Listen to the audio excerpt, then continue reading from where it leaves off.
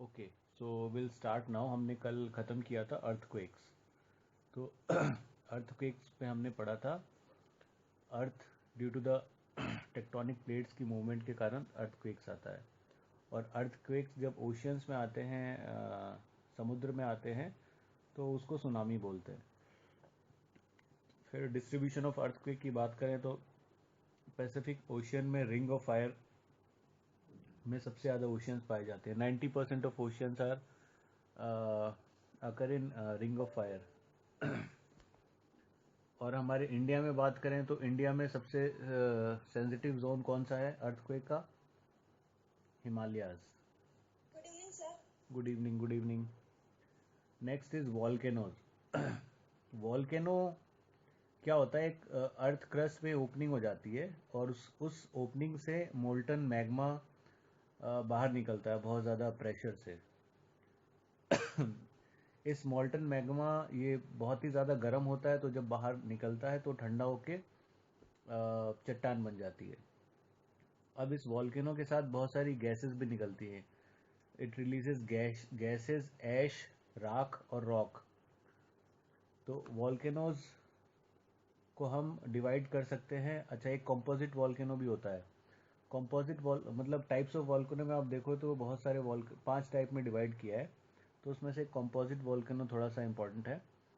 Composite volcano क्या होता है कि जब एक ही जगह से बार बार लावा निकलता है तो ऑल्टरनेट लेयर्स आ जाती है ना, एक के ऊपर एक लावा हो जाती है, तो उसको बोलते हैं कॉम्पोजिट वॉल्केनोज।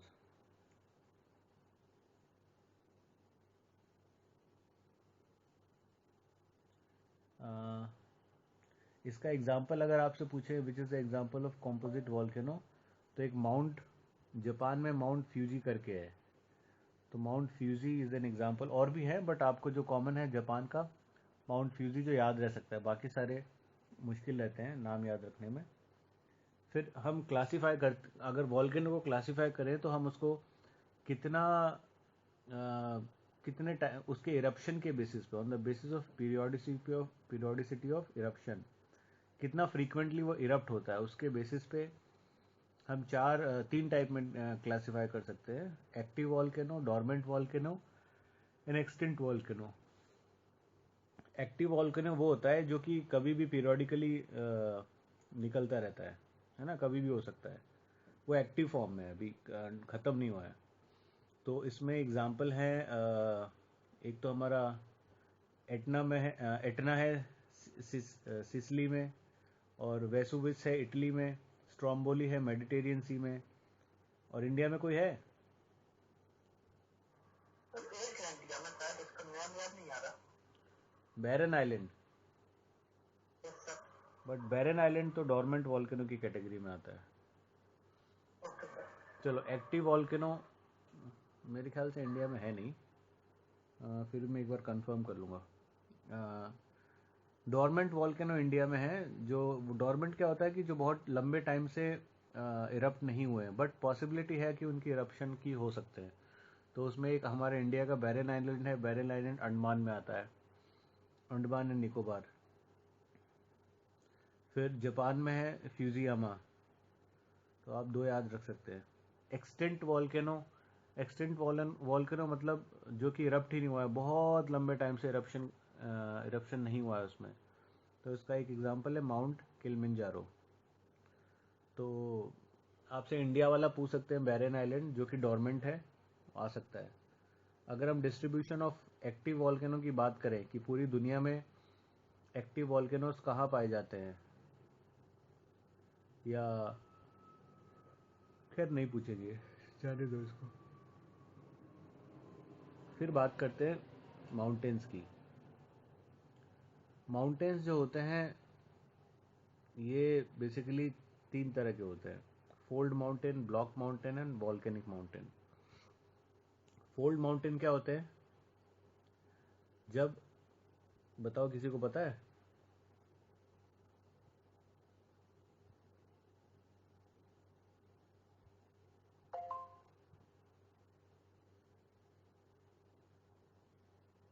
सर क्वेश्चन क्या था, एक बार रिपीट करना। What are fold mountains?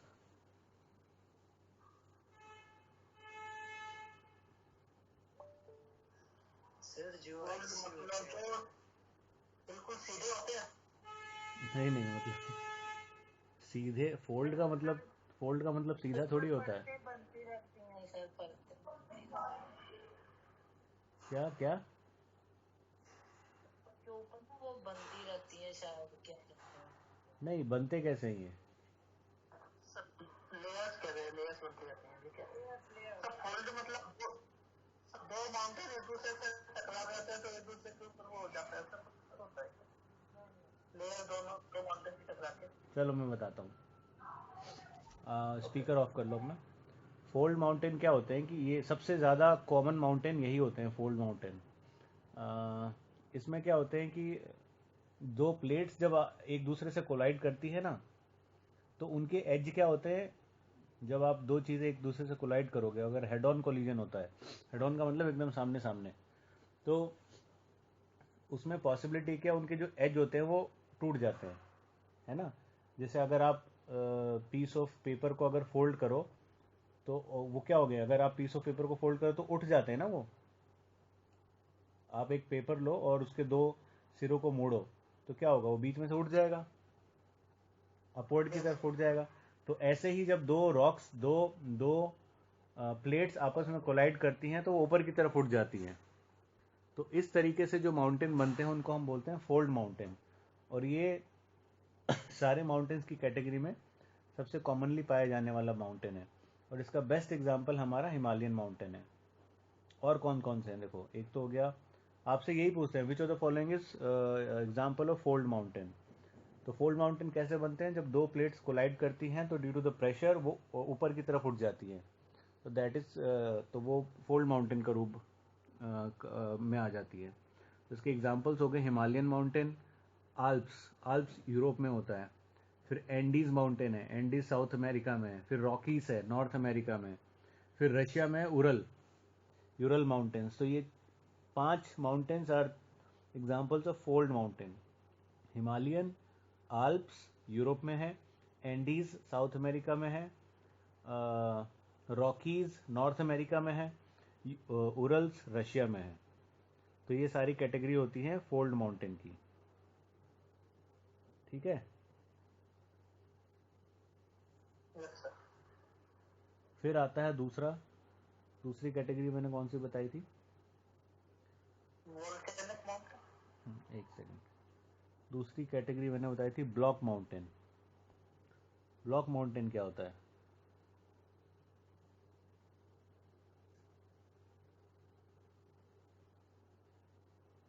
No idea sir.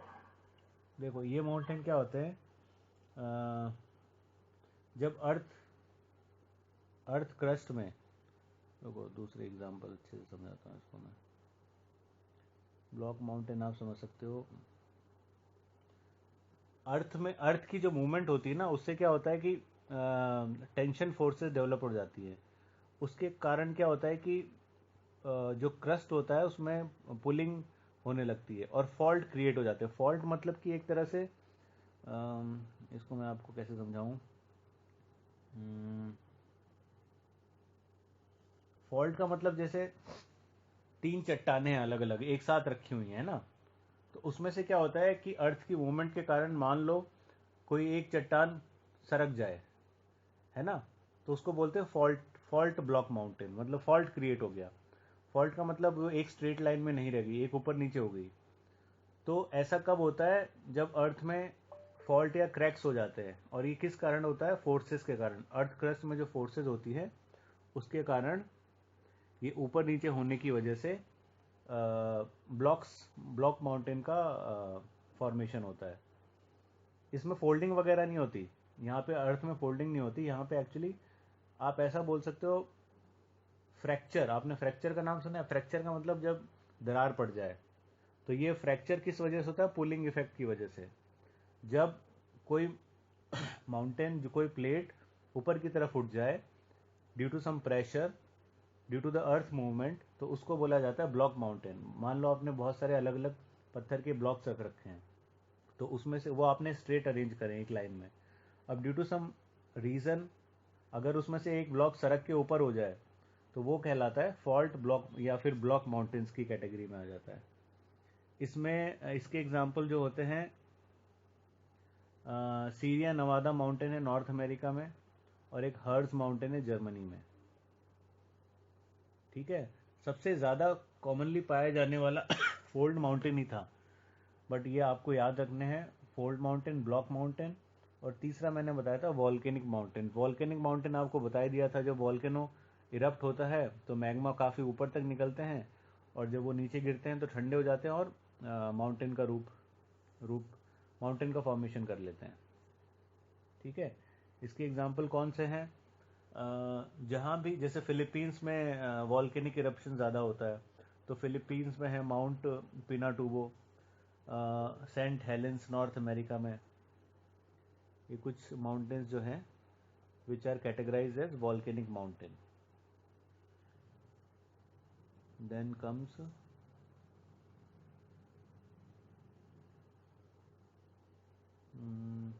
Volcanic mountain के बाद प्लेटू। प्लेटू क्या होते हैं? Plateau and plane.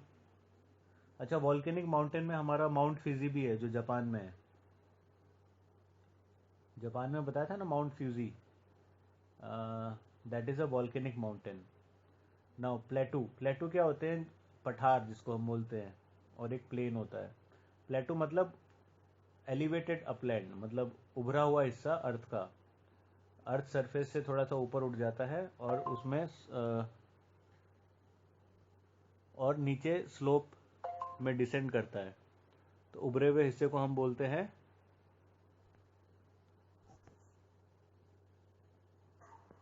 Plateau. Plateau. And plane जो होता है, प्लेन इज, आपको पता है प्लेन्स उभरा हुआ नहीं होती हैं, वो एक तरह से लैंडफॉर्म होती है जो कि फ्लैट एरिया होता है। और हाँ, इसमें वैलीज हो सकती है, लो लैंड हो सकते हैं, अलग अलग तरह के प्लेन्स हो सकते हैं, erosional plain, depositional plain, glacial plain, abyssal plain. ये कौन बोल रहा है? लिंक भेजो क्लास का। ओके, ठीक है, तो ये प्लेटू हो गया, प्लेन हो गया। Next is rocks and minerals. अब रॉक्स एंड मिनरल्स भी से भी काफ़ी सारे क्वेश्चंस आते हैं, आपसे पूछते हैं कि रॉक्स कितने टाइप्स के होते हैं? Igneous rocks, intrusive rocks, extrusive rocks, metamorphic rocks, है ना? तो इसको हम पढ़ते हैं। सेडिमेंट्री। Sedimentary rocks, yes.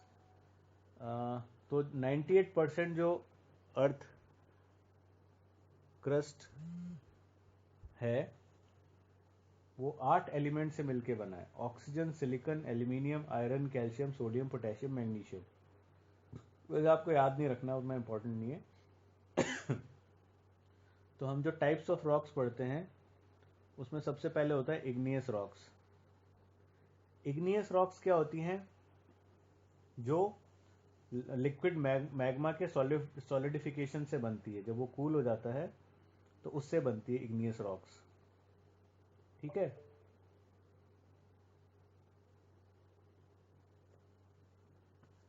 तो आपसे पूछा जाता है समटाइम्स इसमें कौन सा कॉम्पोजिशन, इतने लोग ज्वाइन कर रहे हैं लेट लेट, इसमें इस इग्नियस रॉक्स में कौन से, किस तरह के वो पाए जाते हैं? कौन सी रॉक्स ज़्यादा पाई जाती है? तो इग्नियस रॉक्स में sir granite. Yes, granite and basalt, ये दोनों बहुत ज़्यादा मिलते हैं। ठीक है, इग्नियस रॉक्स बनता है मैग्मा के कूलिंग डाउन से। लिक्विड मैग्मा जब कूल डाउन हो जाता है तो उससे बनता है। नेक्स्ट इज एक्सट्रूसिव रॉक्स, एक होता है, मतलब अगर आप इग्नियस रॉक्स को भी क्लासीफाई करो तो फिर वो उसको हम टू पार्ट्स में डिवाइड कर सकते हैं: एक्सट्रूसिव रॉक्स और इंट्रूसिव रॉक्स। एक्सट्रूसिव रॉक्स क्या होते हैं?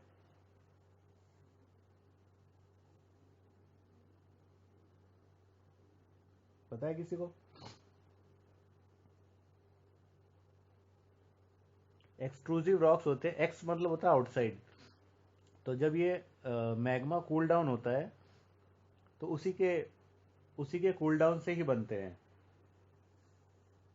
तो जो एक्सट्रूसिव इग्नियस रॉक्स होते हैं वो सॉलिडिफाई हो जाते हैं फ्रॉम मोल्टन मटेरियल जो कि अर्थ सरफेस से फ्लो होता है, जो कि लावा होता है। तो कॉमन एक्सट्रूसिव रॉक्स कौन कौन से हो गए? बेसाल्ट और एंडेसाइट। इंट्रूसिव रॉक्स क्या होती हैं? ये ये अंडरग्राउंड बनते हैं, है ना। जरूरी देखो, कुछ कुछ लावा वापस उस होल से अंदर भी जा सकता है, तो जब वो अंदर जाएगा तो वहां भी सॉलिडिफाई हो सकता है। तो जब ये अंडरग्राउंड बनता है, अंडरग्राउंड जाके सॉलिडिफाई होता है, तो उसको इंट्रूसिव रॉक्स बोलते हैं। इंट्रूसिव मतलब इन मतलब इनसाइड। तो igneous rocks are classified as extrusive and intrusive. तो आपको एक्सट्रूसिव रॉक्स में और इंट्रूसिव रॉक्स में दोनों, इंट्रूसिव में ग्रेनाइट आ जाता है और एक्सट्रूसिव में बेसाल्ट आ जाता है। ठीक है, तो ग्रेनाइट और बेसाल्ट दोनों ही इग्नियस में आ जाते हैं। वैसे आपको इंट्रूसिव और एक्सट्रूसिव इतना डिटेल में नहीं पूछेंगे, हाँ, बट इग्नियस रॉक्स के एग्जांपल में ग्रेनाइट और बेसाल्ट आपको याद रखना है। दूसरा है सेडिमेंट्री।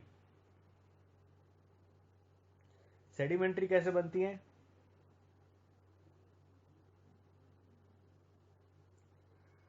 सर शायद वो जब वाटर जब ये किनारे होते हैं वहाँ पर शायद मोस्टली सेडिमेंट्री रॉक्स पाए जाते हैं।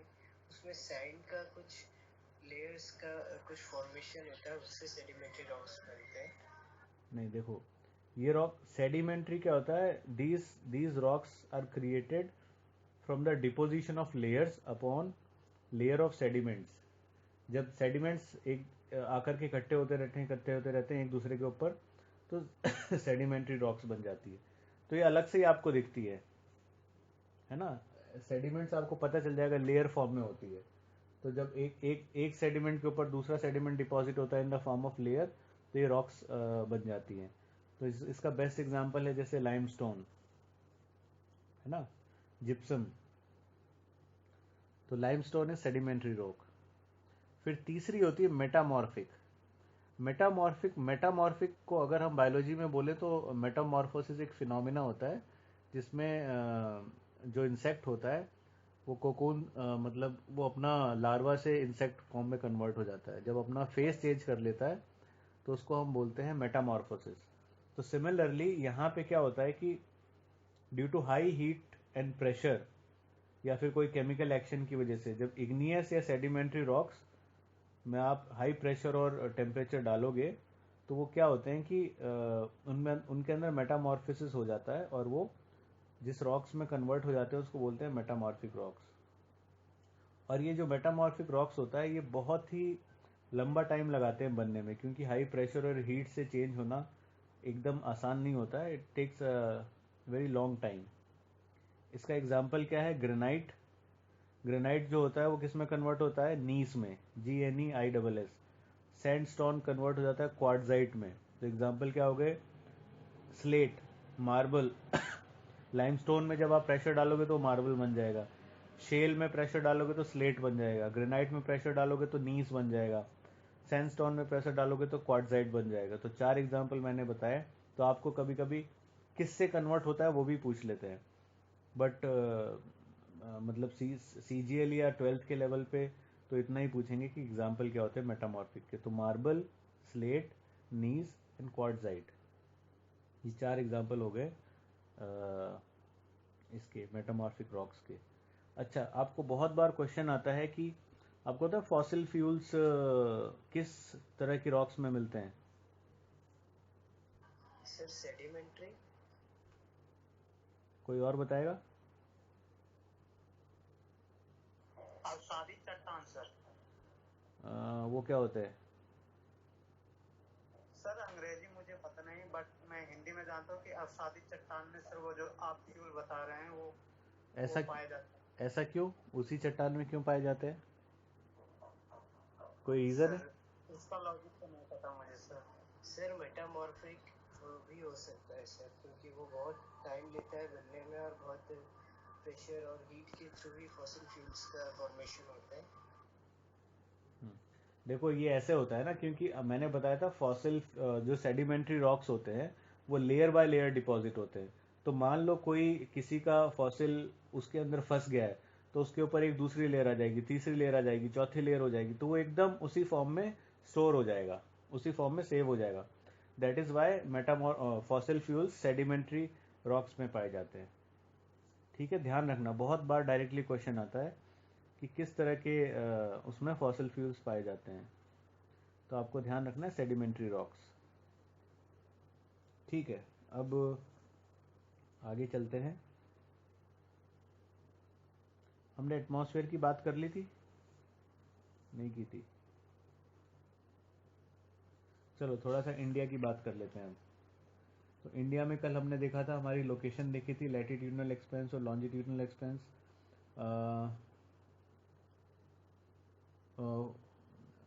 Farthest point, northern most point और सदर्न मोस्ट पॉइंट भी देखा था। फिर अब बात करते हैं, जो बहुत कॉमनली क्वेश्चन आता है कि ट्रॉपिक ऑफ कैंसर कौन कौन से इंडियन स्टेट से होके गुजरती है? पहले बताओ कितने स्टेट से गुजरती है? 8 states। 8 स्टेट्स। अब आप देखो, अब 8 स्टेट्स आ गया, आप इसको नॉर्थ टू नहीं, वेस्ट टू ईस्ट अरेंज करो, बताओ। West to east, sir Jharkhand, Bihar, Bengal. West बाबा, west, west to east. Bengal Bihar west में थोड़ी आता है। गुजरात, गुजरात से चालू करो। गुजरात आएगा हमारा। गुजरात, MP, गुजरात के बाद राजस्थान, राजस्थान के बाद एमपी, एमपी के बाद छत्तीसगढ़, छत्तीसगढ़ के बाद झारखंड, बंगाल, और लास्ट के दो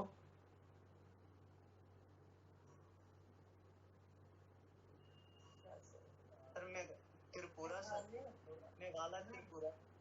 त्रिपुरा एंड मिजोरम। सॉरी, मिजोरम। ठीक है, तो 8 स्टेट हो गए आपके west to east, Gujarat, Rajasthan, Madhya Pradesh, Chhattisgarh, Jharkhand, Bengal, Tripura, Mizoram. Okay, फिर बात करते हैं, देखो कल हमने ग्रीनविच मैरीटाइम पढ़ा था। तो ग्रीनविच मैरीटाइम में हमारा जो इंडिया है वो ईस्टर्न हेमिस्फीयर में है, नॉर्दर्न और ईस्टर्न हेमिस्फीयर में है। तो ग्रीनविच मैरीटाइम के राइट साइड में आता है ना, राइट साइड में आएगा तो इसमें टाइम बढ़ेगा। तो इंडिया का टाइम जो है ग्रीनविच से, मतलब इंग्लैंड के टाइम से देखोगे, लंदन के टाइम से तो 5 घंटा 30 मिनट हम लोग आगे हैं। तो तो ऐसा होता है ना कि अगर गुजरात और इधर हमारा वेस्टर्न मोस्ट स्टेट गुजरात है और ईस्टर्न मोस्ट स्टेट इधर से आ जाता है आपका, ईस्टर्न मोस्ट स्टेट कौन सा है? सर अरुणाचल प्रदेश। अरुणाचल प्रदेश। अरुणाचल प्रदेश। तो इन दोनों के बीच में टाइम डिफरेंस होगा। Yes sir, yes sir. Arunachal Pradesh में सूर्योदय पहले हो जाता है ना? No sir, yes sir. Arunachal Pradesh में सूर्योदय पहले हो जाता है। अपना माइक ऑफ कर लें। तो अब इस वजह से क्या होता है, और गुजरात में बाद में होता है, और गुजरात में जो सूर्य है वो ढल भी जल्दी जाता है ना, वो 4 बजे के आसपास वहां पे अंधेरा हो जाता है। तो ऐसा बोला गया है कि ना आप इंडिया को अलग अलग टाइम जोन्स में डिवाइड कर दो। ऑफिस के टाइम, अगर आप दिल्ली में जाओगे तो यहाँ तो 6, ऑफिस का टाइम 5:30 बजे तक है। बट नॉर्थ ईस्टर्न स्टेट्स में ना सूर्य जल्दी से डूब जाता है, तो वहाँ पे 4 बजे ही अंधेरा हो जाता है। तो और टाइमिंग सब अलग अलग है, बट ऐसा करा नहीं, क्योंकि अगर ऐसा करने से बहुत सारी प्रॉब्लम्स हो जाती है। हमारे अलग अलग टाइम स्टैंडर्ड टाइम जोन्स हो जाते हैं। गुजरात में अलग होता, यूपी में अलग होता, दिल्ली में अलग होता, तो बहुत सारी प्रॉब्लम्स हो जाती, तो इस कारण करा नहीं है। फिर भी हमारा स्टैंडर्ड मेरिडियन जो है वो कहाँ से पास होता है? इलाहाबाद से सर। मिर्ज़ापुर। मिर्जापुर इलाहाबाद के निकट। हाँ निकट है, 82.30 डिग्री ईस्ट। ठीक है, तो इसको याद रखना। देन अगर बात करें एरिया वाइज, एरिया वाइज सबसे बड़ा स्टार्टिंग के 4 स्टेट्स कौन से हैं? Top 4 states area wise. Rajasthan, MP, UP, Rajasthan, MP, ठीक है, आगे यूपी सर। महाराष्ट्र और फिर यूपी। और जो गोवा है वो स्मॉलेस्ट स्टेट है। ठीक है। Yes sir. और एक पुडुचेरी जो है, पौंडीचेरी, वो अकेली एक ऐसी यूनियन टेरिटरी है जो 3 स्टेट्स में है। कौन कौन से स्टेट्स में है? Sir Kerala, sir Andhra Pradesh. तमिलनाडु। केरला, तमिलनाडु और आंध्र प्रदेश में, ठीक है। तो पुडुचेरी इन तीनों स्टेट्स में फैली हुई है। फिर बात करते हैं और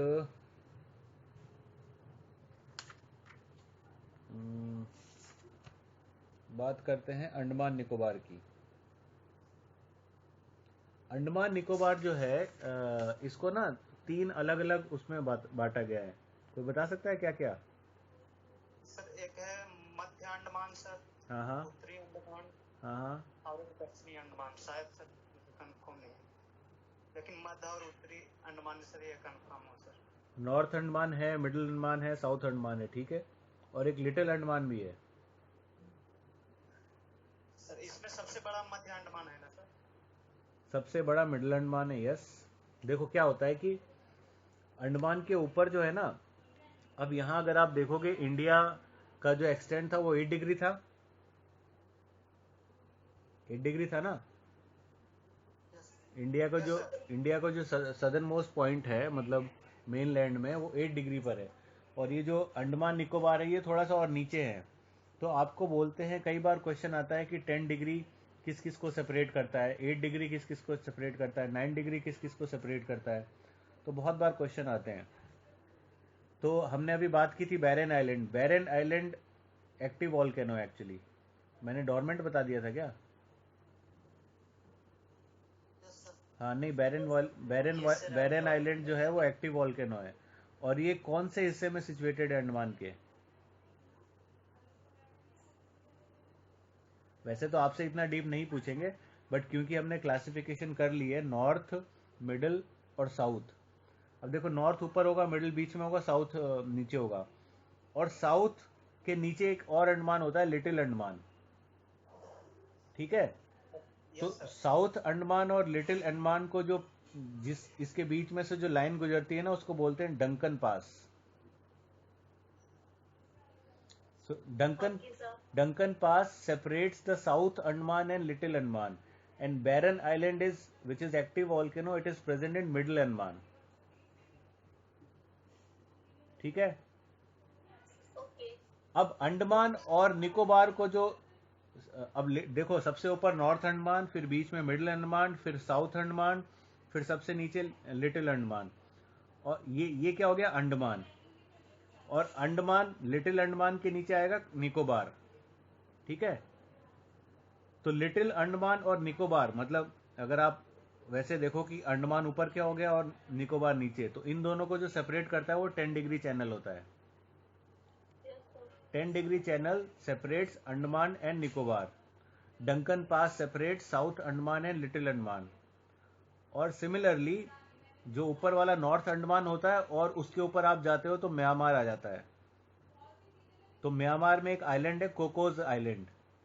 तो कोकोस आइलैंड और नॉर्थ अंडमान के बीच में जो पास होता है उसको, या स्ट्रेट जो गैप होता है, उसको बोलते हैं कोकोस स्ट्रेट, बिकॉज वो कोकोस आइलैंड के पास में होता है।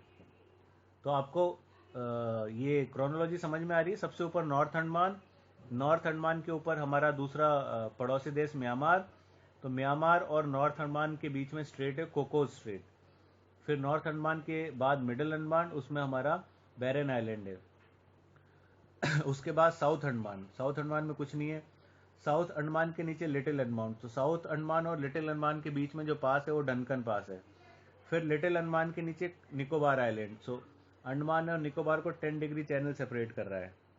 अच्छा, जैसे हमने अंडमान को 4 हिस्सों में डिवाइड किया ना, नॉर्थ, मिडिल, साउथ और लिटिल, जो निकोबार आइलैंड है वो केवल 2 ही हिस्सों में डिवाइडेड है, ठीक है। एक को बोलते हैं कार निकोबार और एक को बोलते हैं लिटिल निकोबार। तो लिटिल निकोबार का ही लास्ट पॉइंट होता है इंदिरा पॉइंट। नाउ फिर हम बात करते हैं हमारा जो दूसरा आइलैंड है, लक्षद्वीप। सर हाँ सर एक चीज में सर मुझे कंफ्यूजन रहता है सर कि जो दक्षिणतम एक बिंदु दो जवाब निकल के आते हैं, एक तो इंदिरा पॉइंट और एक कुछ और आते हैं सर। देखो मैंने आपको बताया था, अगर वो बोलते हैं मेन लैंड, साधन मोस्ट मेन लैंड, तो मेन लैंड वाला फिर कन्याकुमारी हो जाएगा, है ना। और अगर आपसे पूछे which is the southern most point, अब मेन लैंड की बात नहीं कर रहे, तो फिर आप समझ जाना, फिर वो आपका इंदिरा पॉइंट हो जाएगा ओशियन के अंदर। Thank you sir. फिर नेक्स्ट हमारा जो आइलैंड है दैट इज लक्षद्वीप। अब ये जो लक्षद्वीप है ये बहुत सारे ग्रुप, आइलैंड का ग्रुप है, ठीक है।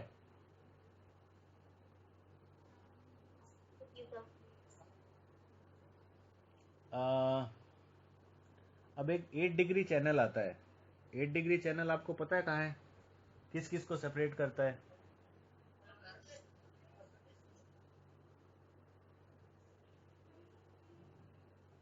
आइडिया?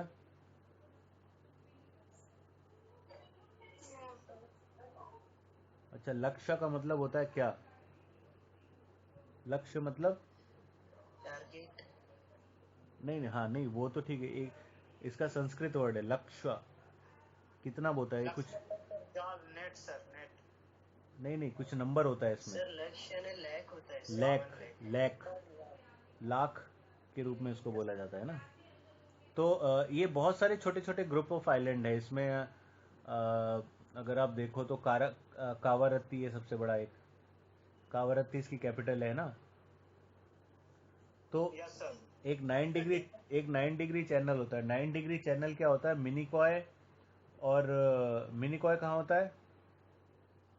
मिनिकॉय जो सबसे सबसे सदर्न मोस्ट पॉइंट है ना, मिनिकॉय, तो मिनिकॉय प्रेजेंट है एक्चुअली 9 डिग्री और 8 डिग्री के बीच में। और मिनिकॉय अगर हम बात करें तो मिनिकॉय के नीचे क्या आ जाता है फिर? मालदीव्स। तो 8 डिग्री चैनल सेपरेट्स हमारा मालदीव्स एंड मिनिकॉय, और 9 degree channel separates 9 degree channel separates Lakshadweep and Minicoy, Minicoy. है ना। तो इसको ध्यान रखना। फिर एक आता है पाल्क स्ट्रेट। क्या? 8 degree channel is between Minicoy and Maldives, ठीक है। And 9 degree channel separates Minicoy from the Lakshadweep. फिर then you have a Palk strait. Palk strait जो होता है वो तमिलनाडु और श्रीलंका के बीच में है ना। ओके, फिर एक होता है Adam's bridge. Adam's bridge situated between वही तमिलनाडु और श्रीलंका। और एक होता है पम्बन आइलैंड। तो पम्बन आइलैंड जो है that is a part of Adam's bridge. और रामेश्वरम जो है वो इसी आइलैंड पे सिचुएटेड है, पम्बन आइलैंड पे, ठीक है। India yes sir. इंडिया और श्रीलंका के बीच में जो खाड़ी है उसको बोलते हैं gulf of Mannar. Okay, sir please spell it once, Mannar. MANNAR, gulf of Mannar. Now India के पड़ोसी देश कौन कौन से हैं? कितने नेबरिंग कंट्रीज हैं इंडिया के? आपको पूछा जाता है कि सबसे ज्यादा बाउंड्री किसकी है। 8 वैसे जैसे सबसे ज्यादा बांग्लादेश के साथ। हाँ, बांग्लादेश। सबसे पहले ध्यान रखो, there are 7 neighbouring countries with India. कौन कौन सी है? BCP। BCP मतलब बांग्लादेश। मैं आपको एरिया वाइज बता रहा हूँ। सबसे ज़्यादा एरिया जो है, बॉर्डर जो है, वो बांग्लादेश का है। 4096, यस हाँ, सर, 4090। फिर चाइना का आ जाता है। 3488। वाह, बहुत बढ़िया। फिर पाकिस्तान आ जाता है। उसके बाद नेपाल, फिर म्यांमार, फिर भूटान, फिर अफगानिस्तान। सबसे लास्ट में अफगानिस्तान। सबसे सबसे कम अफगानिस्तान का है। 80 किलोमीटर में सर। 106 किलोमीटर के आसपास है। अब क्या होता है, कभी कभी मतलब इंडिया के हिसाब से आपको इन कंट्रीज के सराउंडिंग हमारे इंडियन स्टेट्स कौन कौन से हैं टच करते हैं, वो भी पूछ लेते हैं। तो पता है किसी को बांग्लादेश से सराउंडिंग कौन कौन से स्टेट्स है? सर पूरा अगर वो sir west Bengal. West Bengal, हाँ भी, हाँ वेस्ट बंगाल। 5 स्टेट्स है बांग्लादेश से सराउंडेड। बंगाल, असम, देखो बांग्लादेश ईस्टर्न साइड में है, तो ईस्टर्न साइड वाले नॉर्थ ईस्टर्न स्टेट्स होंगे और एक बंगाल होगा। एक तो हो गया बंगाल, फिर असम, नहीं सुनो सिक्किम। सुनो सुनो, मैं बता रहा हूँ। बंगाल, असम, मेघालय, त्रिपुरा, मिजोरम। यस सर, यही। फिर चाइना, चाइना से भी 5 है। देखो 5 किस किस से हैं, बांग्लादेश, चाइना और नेपाल। इन तीनों से 5-5 है। चाइना से ध्यान रखो, चाइना एक चाइना से एक हो गया जम्मू कश्मीर, और एक उसके नीचे हिमाचल प्रदेश, उसके नीचे उत्तराखंड, उस और ईस्ट में जाओगे तो सिक्किम एंड अरुणाचल प्रदेश। और पाकिस्तान से तो आप लोग को पता ही है, JNK, Rajasthan, sir Gujarat, sir Punjab. Sir China से जो 5 शेयर करते हैं सर, जम्मू कश्मीर, उत्तराखंड, सिक्किम, अरुणाचल, एक और कौन सा है sir? Himachal, Himachal. Himachal. Okay sir. अ, अब देखो पाकिस्तान, म्यांमार, भूटान से 4-4 है। तीन तीन स्टेट से 5 है, 3 स्टेट से 4 है, और एक अफगानिस्तान से एक ही है, JNK। तो आपको क्या ध्यान रखना है, बांग्लादेश, चाइना और पाकिस्तान का। बाकी इतना इंपॉर्टेंट नहीं है, ठीक है। फिर लाइंस पूछी जाती हैं आपको। Red Cliff line, red Cliff line किस किस किस के बीच, पाकिस्तान, इंडिया सर। बताओ। पाकिस्तान, इंडिया, पाकिस्तान।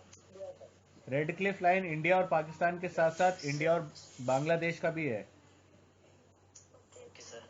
ठीक है। ये दोनों का ही है। रेड क्लिफ, जो रेड क्लिफ बंदा था 1947 में, जाते जाते उन्होंने ये बॉर्डर बना दिया था इंडिया पाकिस्तान और इंडिया बांग्लादेश के बीच में। फिर एक होता है पाकिस्तान से बांग्ला। हाँ, मैकमोहन लाइन। वो इसलिए ना क्योंकि देखो एक्चुअली इंडिया पाकिस्तान, सुनो मेरी सर बात, चाइना। इंडिया पाकिस्तान के बीच बनाई थी रेड क्लिफ। फिर पाकिस्तान डिवाइड हो गया, यस। तो उससे बांग्लादेश बन गया, तो बांग्लादेश और इंडिया के बीच में भी है, ठीक है। Yes sir. ना मैकमोहन लाइन किस किस के बीच में है, India China. Sir Sino India. India China. Durand line, Durand, Afghanistan और Bharat. Yes sir, India Afghanistan. ठीक है ठीक है, very good. Excuse me sir. हम्म। सर नेबरिंग कंट्रीज में तो श्रीलंका भी आता है, बट सर यहाँ पर लैंड डिस्कस हो रहा है कि सर लैंड नेबरिंग कंट्रीज। हाँ हाँ, मतलब हमारी सीमा से सटे हुए, मेनलैंड, वो श्रीलंका और मालदीव आता है मुझे। ठीक है, हमारे मेनलैंड से टच करते हुए। Okay sir. Okay, next is POK को हम डिस्कस नहीं करेंगे। फिर हम बात करते हैं, वापस से उस पे आते हैं, उसमें क्या है, एटमॉस्फेयर। एटमॉस्फेयर एटमॉस्फेयर उतना इम्पोर्टेंट नहीं है, हम आगे करते हैं फिर। चलो इंडिया पे ही रहते हैं, इंडिया के फिजियोग्राफिकल रीजन्स पे आते हैं। तो अगर हम बात करें फिजियोग्राफिकल रीजन्स इन इंडिया, तो 11% जो हमारा टोटल एरिया है वो माउंटेन का है, ठीक है। So 11% of our main land consist of mountains. अगर हम जियोमॉर्फोलॉजी के आधार पर इंडिया को डिवाइड करें, तो हम इंडिया को 4 रीजन्स में डिवाइड कर सकते हैं। कौन कौन से, नॉर्दर्न जो कि माउंटेन रीजन है, Deccan plateau, great plains and coastal plains. तो अब हम सबसे पहले उठाएंगे नॉर्दर्न माउंटेन रीजन। नॉर्दर्न का जो नॉर्दर्न मोस्ट रीजन है वो पहाड़ है उसमें। और ये जो नॉर्दर्न मोस्ट माउंटेन रीजन है, this spreads from 2500 kilometre from JNK to Arunachal Pradesh, ठीक है। Okay sir. ओके, मैं आपको थोड़ा सा northern most mountain range, great Himalayas आ गया ना इसमें, एक सेकेंड। सर माउंटेन रेंज का मतलब पर्वत श्रृंखला होता है जो वन बाय वन फैले हुए रहते हैं। हाँ हाँ, वही वही पर्वत श्रृंखला जो ये JNK से लेकर अरुणाचल प्रदेश तक है, ठीक है। तो अब इसमें क्या होता है कि वेस्ट की साइड में ये चौड़े होते हैं, और फिर जैसे जैसे ईस्ट में जाते हैं ना, ये सकरे होते जाते हैं। तो वेस्ट की साइड में इनकी जो चौड़ाई होती है 500 किलोमीटर तक होती है, और जैसे ये ईस्ट में जाते हैं इनकी चौड़ाई कम होकर के 200 किलोमीटर तक रह जाती है। तो इसका रीजन क्या है? इसका रीजन अगर आपसे पूछेंगे तो आप बताओगे क्योंकि जो ईस्ट साइड में कंप्रेसिव फोर्स होती है ना वो ज्यादा होती है। बस आपको इससे ज्यादा ध्यान नहीं रखना है। अब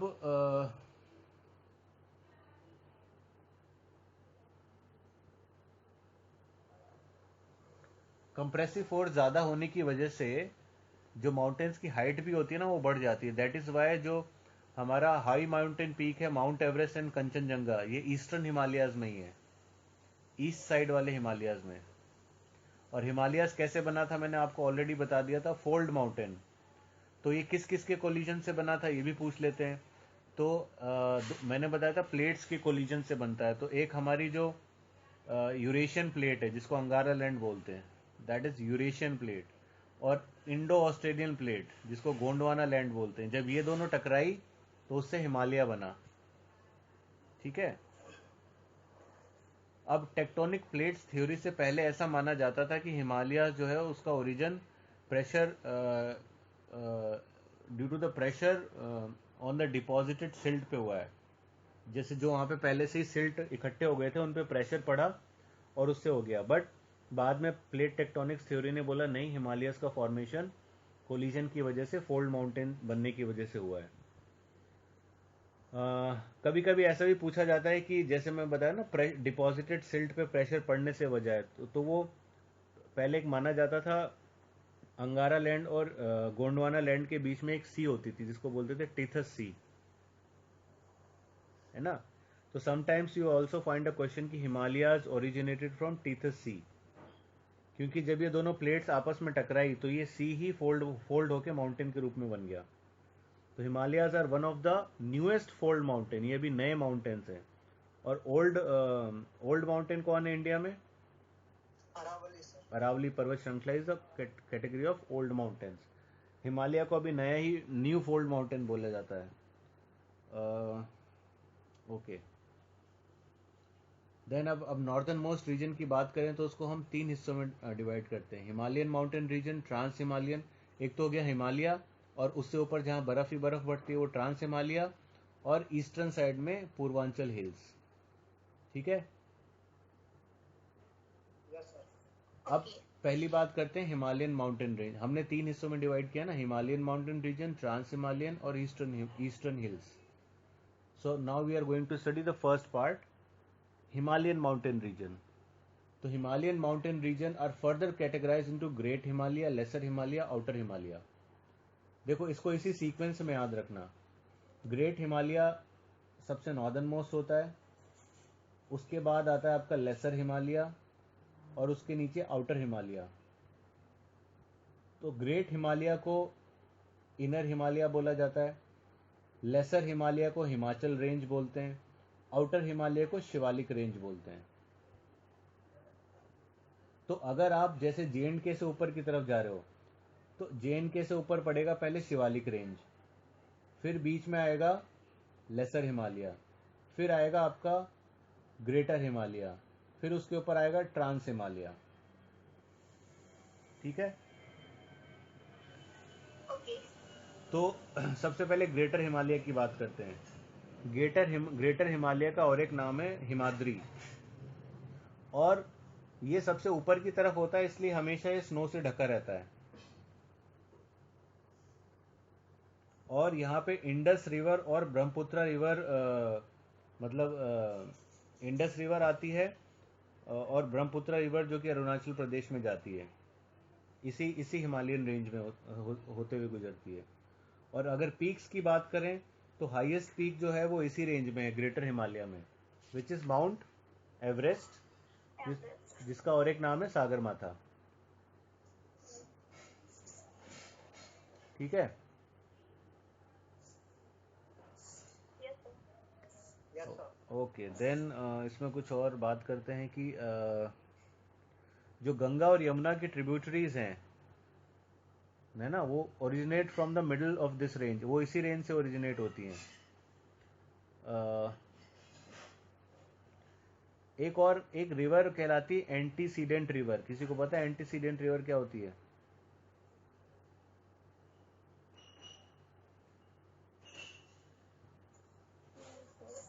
नहीं पता सर। अच्छा कोई बात नहीं, तो छोड़ देता हूँ, मैं भी रहने देता हूँ, ज़्यादा कन्फ्यूजन, वो नदी आएगी जब उसमें पढ़ाऊँगा मैं। तो यहाँ पे क्या होता है, जो ग्रेट हिमालयाज़ में एवरेज हाइट होती है, एवरेज हाइट वो 600 मीटर के आसपास होती है। और इसमें जो इम्पोर्टेंट माउंटेन पीक्स हैं वो कौन कौन सी हैं? माउंट एवरेस्ट, जिसकी हाइट आपको याद रखनी है 8848 मीटर होती है। कंचनजंगा, अब कंचनजंगा की हाइट 8598 मीटर है, बट कंचनजंगा इस तरह से तो कंचनजंगा हाईएस्ट हो गया ना, है ना? Yes sir. बट फिर हम हिमालय को हाईएस्ट क्यों बोलते हैं? सर क्योंकि सर उसका वो सर जो तल से ऊंचाई होगा सर वो कम होगा इसका। किसका? ये सर कंचनजंगा वाला, और जो बता रहे थे वो माउंट एवरेस्ट वाला सर, वो तल के अंदर से होगा और ऊंचाई ज्यादा होगा। अरे नहीं भाई, माउंट एवरेस्ट की ज़्यादा है, 8848, 8848। कंचनजंगा, कंचनजंगा की 8598 ही है ना, तो माउंट एवरेस्ट की ज़्यादा है। मैं ऐसे ही कंफ्यूज कर रहा था आपको, कंफ्यूज भी हो गए। चलो, तो आप सर वो भी देखो, सोच रहे थे। माउंट एवरेस्ट, कंचनजंगा, फिर एक होता है मकालू, धौलागिरी, नंगा पर्वत, अन्नपूर्णा, नंदा देवी, बद्रीनाथ, केदारनाथ, नंदकोट, ये सारे इसी रेंज में आते हैं, ग्रेट हिमालयाज में। सर एक केटू भी तो होता है ना सर, जो भारत का सबसे हाईएस्ट वो है। K2 is actually Karakoram range में आता है। अगर पूछे सर भारत के सबसे ऊंची चोटी कौन सी है तो क्या बताएंगे सर? Mount Everest. नहीं, वो भारत तो नेपाल में है। नहीं, वो नेपाल में है। K2 ही बताओगे? कंचनजंगा, कंचनजंगा को ही तो है। क्या हुआ, आवाज कट रही है आपकी? सर वैसे सर मैं गूगल से पूछता हूँ सर, तो वो बताता है कि भारत के सबसे ऊंची चोटी केटू है। किससे पूछते हो? गूगल से। अच्छा, गूगल से पूछते हो। कंचनजंगा को ही शायद K2 बोलते हैं, नहीं? नहीं सर, केटू ये सर अलग है सर, और कंचनजंगा अलग है। नहीं है सर। माउंट K2 जो है वो J&K में लोकेटेड है ना? अच्छा, माउंट K2 को गॉडविन ऑस्टिन बोलते हैं। This is the highest K two peak of sir ये इंडिया। ट्रांस हिमालय में सर केटू। क्या? ये ट्रांस हिमालय का सर पार्ट है केटू सर। हाँ, K2 जो है वो नहीं, ट्रांस हिमालय में नहीं, J&K का पार्ट है। तो ट्रांस हिमालय में आएगा क्या ये?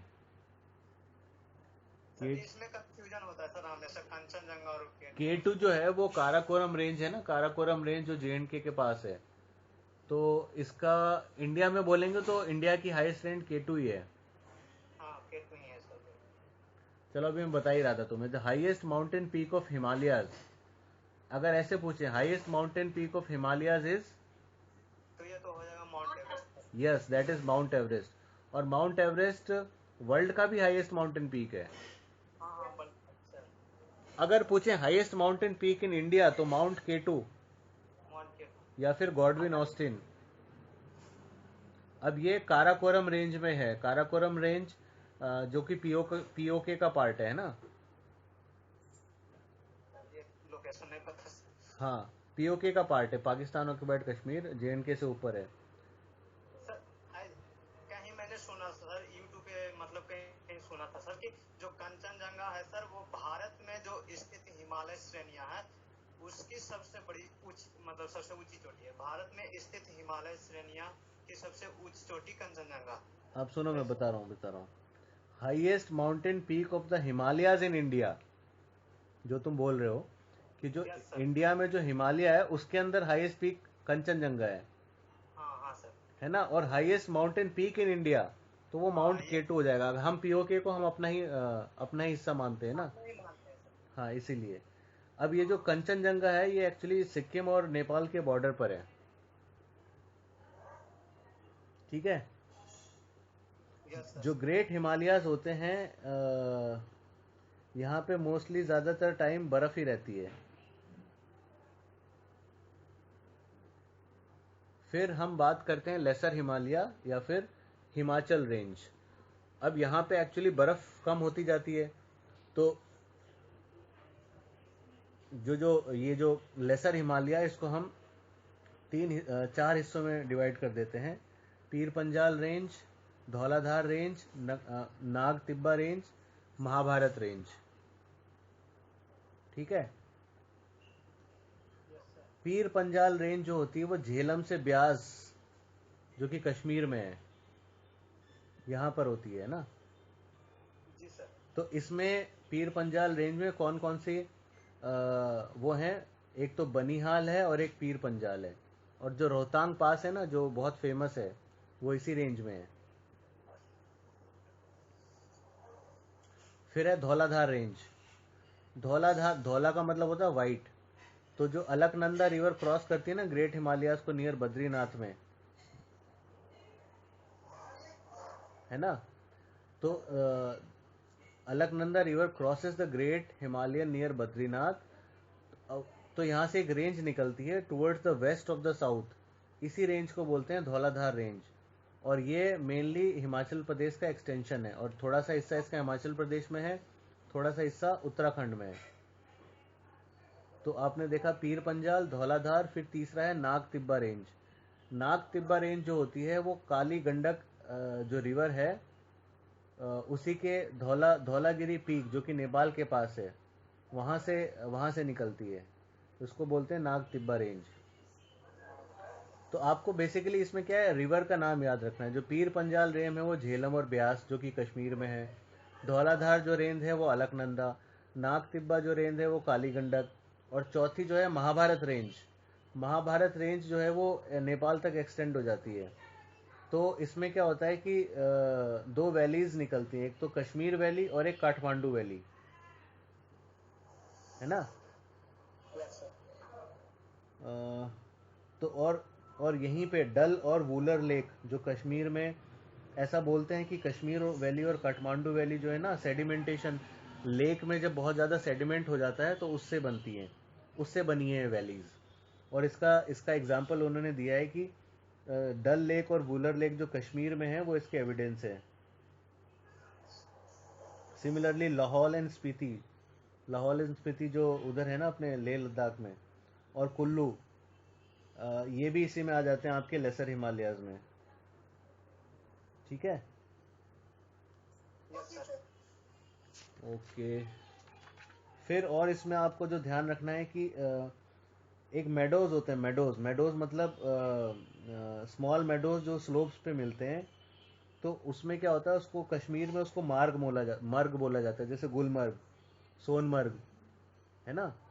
जो पहाड़ों पे जो हरे भरे एरियाज होते हैं ना, मेडोज, उनको मर्ग बोलते हैं। तो गुलमर्ग और सोनमर्ग बहुत ज़्यादा टूरिस्ट वाला प्लेस है, लोग हर बार यहाँ घूमने के लिए जाते हैं। तो बहुत अच्छा सीनरी रहती है यहाँ पे। और उसको उत्तराखंड में बोलते हैं बुग्याल, बुग्याल या पायल उत्तराखंड में बोला जाता है।